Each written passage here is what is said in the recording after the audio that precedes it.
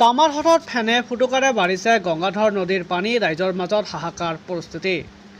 ভগ্ন মাথাউৰিৰে হুৰাহুৰে সোমাইছে পানী, আতংকিত নৈপৰীয়া ৰাইজ। নিজৰ ঘৰ এৰি মাথাউৰিত আশ্ৰয় ল'বলগীয়া হৈছে নৈপৰীয়া ৰাইজ। কামাৰডাঙ্গা আৰু তামাৰহাট গাঁও পঞ্চায়তৰ কেইবাখনো গাঁও প্লাবিত। পশ্চিমবংগত স্থায়ী বান দিয়াৰ ফলত বংগৰে বৈ যোৱা পানী এইবাৰ বৈ গৈছে অসমেদি। ফলত কেইবাখনো গাঁও প্লাবিত হোৱাৰ লগতে আতংকত ভুগিছে নৈপৰীয়া ৰাইজ।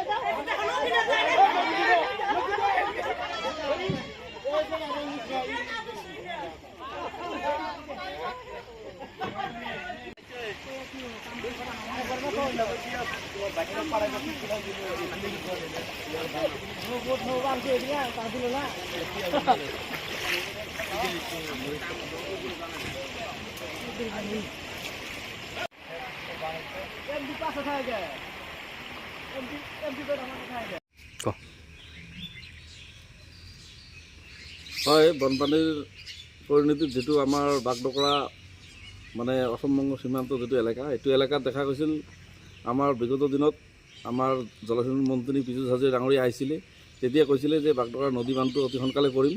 কিন্তু দেখা গৈছে নদী বান্ধটো নকৰাৰ ফলত আজি যিটো বানপানীৰ মানে মানুহ ৰাইজে ভুগিছে, বহুত জ্বলা-কলা হৈ ভুগিছে।